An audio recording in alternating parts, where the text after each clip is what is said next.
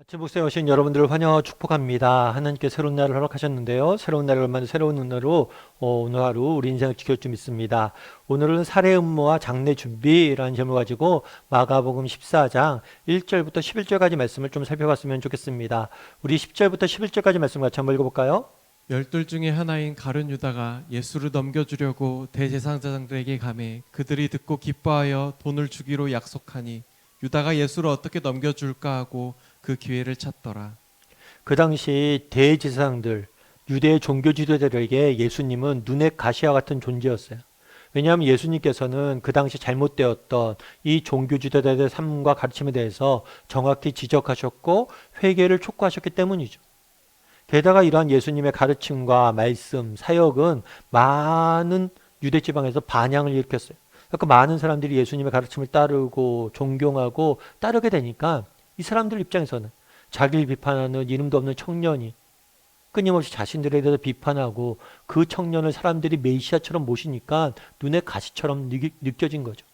그래서 예수님의 생애를 보면 신약성경을 보면 끊임없이 예수님을 비판하고 비난하고 예수님의 사역을 흠집내고 이렇게 계속해서 사역하지 못하도록 계속 방해를 합니다. 그런데 방해를 하다 결국에 모든 시도가 숲으로 데려가자 나중에 뭘 하냐면 예수님을 죽일 계획을 세우게 됩니다. 특별히 어떻게 죽일까 고민하다가 가룟 유다를 매수하려고 해요. 그래서 돈을 주어서 정말 예수님을 팔게 만들려고 한 거죠. 그럼 왜 이렇게 했을까요? 그 당시에 앞서 얘기했던 것처럼 눈의 가시와 같은 존재였어요, 예수님은. 그런데 예수님을 자기들이 그냥 죽이면, 직접적으로 잡아서 죽이면, 대낮에 많은 사람들이 보는 앞에서 끌고 가서 죽이면 많은 백성들의 원망이 자신들에게 몰릴 걸 알았어요. 그렇기 때문에 예수님의 제자 중에 한 명을 매수해서 그 사람이 예수님을 고발하는 형식으로 배신해서 자기들에게 넘기는 형식을 취한 거죠, 일부러. 나중에 예수님 말씀하세요. 왜 대낮에 나를 잡아갈 수 있는데 이 한밤중에 몰려왔느냐? 내가 숨어 지낸 것도 아니고. 그렇죠. 예수님 숨어 지내지 않았어요. 언제든지 죽이려고 하면 죽일 수 있었어요. 그럼에도 불구하고 왜 이런 형식을 취했느냐? 사람들의 눈이 들어왔기 때문에 자기들이 직접 자신의 손에 피 묻히고 싶지 않아서 그랬던 거예요. 그래서 그날에도 유다를 꼬셔서 뭐란 거예요? 매수해서 예수님을 배신하고 팔게 한 거죠. 사실 많은 사람들이 그런 이야기를 합니다. 유다가 배신하지 않았으면 예수님이 죽을 일이 없었을 거 아니냐. 따라서 예수님이 죽기 위해서는 유다의 배신이 필수적이었다. 다르게 말하면 예수님의 죽음이라는 하나님의 계획을 이루기 위해서 유다 역시 희생당한 거다. 하나님의 계획의 일부였고 희생자였다라고 이야기를 합니다. 그렇지 않아요. 여러분 유다가 배신하지 않아도 뭘 해요? 언제든지 유대 지도자들은 예수님을 결국에 죽일 수 있었을 거예요. 왜냐하면 예수님이 공개적으로 다녔기 때문에. 예수님의 죽음에 유다의 배신이 반드시 필수적으로 필요했던 것은 아니에요.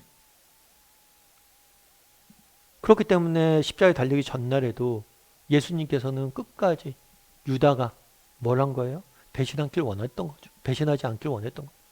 그럼에도 불구하고 유다는 결국에 뭘 한 거예요? 예수님을 배신한 거죠. 그럼 여러분 왜 예수님을 배신하고 정말 유다가 이렇게 됐을까요? 처음부터 그런 사람이었을까요? 아니죠. 유다는 처음부터 그런 사람이 아니었어요. 유다는 12제자 중에 한 명이었습니다. 뿐만 아니라 오늘 본문에 보면 가룟 유다라고 됐잖아요. 이 가롯은 유대 남부 지방이에요. 그럼 다르게 얘기하면 가룟 유다는 갈릴리 출신이 아니에요. 남부 출신이고 굉장히 좋은 지역의 출신이에요. 그러니까 남부지방 출신이고 초창기 예수님이 남부 지역에서 사역을 하셨거든요. 세례 요한의 세례를 받고 그때부터 아마 따르지 않았을까 추측을 해요. 그래서 가룟 유다는 뭐냐면 초창기부터 예수님을 따랐던 사람이 뿐만 아니라 가룟 유다는 이 팀에서 제자들 팀에서 뭘 맡았어요? 회계를 맡았어요. 재정을 맡았어요. 여러분 재정은 누구에게 맡깁니까? 여러분 재정은 똑똑한 사람에게 맡기지 않아요. 왜냐하면 똑똑한 사람이면 재정을 자기의 계산만 바르는 사람들은 자신의 이익에다 쓸 수 있잖아요. 재정은 신뢰할 만한 사람, 믿을 만한 사람에게 맡기게 되어 있어요. 다르게 말하면 가룟 유다는 초창기부터 예수님을 믿었고 어떤 면에서는 돈을 맡길 정도로 신뢰할 만한 사람이었어요. 그럼에도 불구하고 그가 마지막엔 예수님을 배신하게 된 거예요. 그럼 왜 예수님을 배신하게 됐을까요? 이에 대해서 성경은 자세하게 다루고 있지는 않습니다. 다만 우리가 한 가지 알 수 있는 건 뭐냐면 유다가 돈을 주고 예수님을 팔았다는 거예요. 팔았다. 여러분 요즘 중고 거래가 유행이죠. 사실 저는 뭐 중고 거래 같은 건 잘 안 하는데 우리 아이들은 중고 거래를 굉장히 잘 사용하더라고요. 그래서 제가 어렸을 때 아이를 타라고 자전거 사주 그러면 어느 날 보면 이제 자전거가 없어요, 집에. 야, 자전거 어디 갔냐 그랬더니 이제 더 이상 안 탈 것 같아서 중고 시장에 팔았다는 거예요. 그러면 제가 애들한테 얘기하죠. 야, 너는 불로소득이다. 아빠가 사준 거 갖고 그거 사갖고 소득을 얻었네. 알아서 쓰라고 그냥 쓰라고 하긴 하는데 아무튼 돈을 주고 파는 거죠. 예수님을 돈을 주고 팔았어요. 여러분 돈을 주고 팔 때 어떻게 팝니까? 더 이상 사용가치가 없는 거를 파는 거죠. 다르게 말하면 예수님이 더 이상 자신에게 뭐 한 거예요? 가치가 없어진 거예요. 거래라는 건 그런 거예요. 내게 가치 없는 것을 가치 있는 것과 바꾸는 거예요. 유다 역시 마찬가지였다. 어쩌면 처음에 예수님을 따랐을 때는 그 무엇보다도 예수님이 소중했겠죠. 그런데 어느 순간부터 예수님이 자신의 우선순위에서 자신의 정말 가치에서 점점 밀려난 거예요. 그래서 자신의 우선순위와 가치에서 밀려나다 보니까 예수님을 팔았던 거죠. 그러면 우리도 마찬가지라는 거예요. 우리에게는 가룟 유다와 같은 모습이 없냐는 거예요. 여러분 가룟 유다가 한순간에 이렇게 된 사람이 아니잖아요. 어느 날 갑자기 마음이 변심한 게 아니에요. 점점 어느 순간부터 멀어지다가 어느 순간에는 예수님을 파는 자리까지 간 거예요. 그럼 우리도 그럴 수 있다는 거예요. 우리도 정말 우리의 삶의 우선순위에서 신앙이, 믿음이, 예수님이 점점 밀려나고 있지 않은지 돌아볼 필요가 있다는 거죠. 점점 우리들도 우리의 삶 가운데 예수님이 점점 우선순위에서 몰려나고 정말 멀어지고 있진 않은지 돌아볼 필요가 있는 거예요.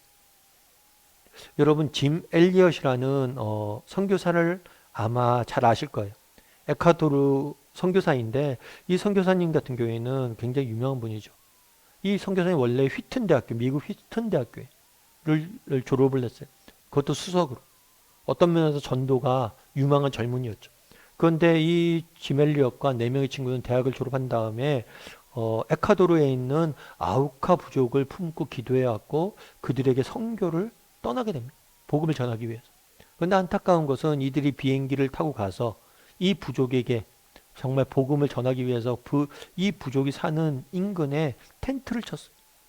그런데 그 밤에 이 부족 사람들이 찾아와서 이 4명의 젊은이를 죽이게 됩니다. 결국에 복음 한번 전하지 못하고 죽음을 당한 거예요. 안타까운 것은 정말 이들에게 권총이 있었지만 대항도 하지 않았어요. 결국에 그러다 죽음을 당한 거죠. 이 사건이 미국 전역에 알려지게 됩니다. 그랬더니 미국에서 타임지나 이런 신문지에서 이 사건이 대서필되면서 뭐라고 이야기됐냐면 이 얼마나 큰 낭비인가 그랬어요. 그러면 그 당시 선교 정책을 비판한 거예요. 왜 이렇게 전도 유망한 젊은이들이 왜 해외에 가서 그렇게 죽음을 당해야 되냐고. 이 젊은이를 보는 사람들 잘못이라고. 이런 비난이 막 쏟아진 거예요. 그런데 나중에 이 짐 엘리엇의 일기장이 발견되면서 모든 여론이 바뀌게 됐어요. 이 일기장에 뭐라고 써 있냐면 이렇게 써 있었어요.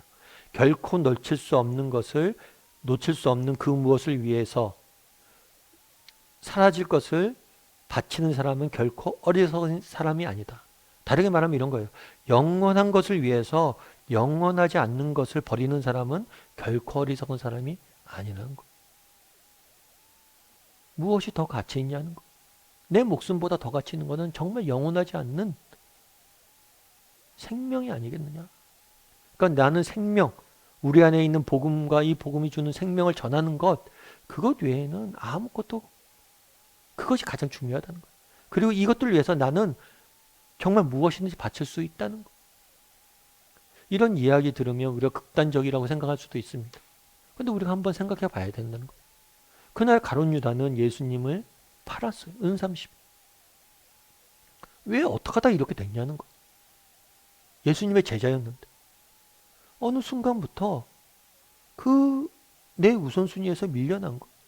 점점 가치 없고 의미 없어진 거란 거. 그럼 우리는 돌아와서 물어봐야 되는 거. 우리에게 신앙은, 믿음은 얼마나 가치가 있습니까? 얼마나 우선순위가 있냐는 거. 무엇보다도 여러분 믿음이 중요합니까?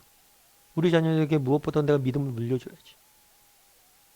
내가 무엇보다 중요한 게 예수님이지. 내가 세상 거 다 잃어도 예수님 한 분만 있으면 되지. 이렇게 이야기할 수 있냐는 거. 어쩌면 만약에 우리가 이런 고백을 할 수 없다면 우리는 뭐예요? 이미 가룟 유다의 길을 걷기 시작한 것일지 모른다는 거.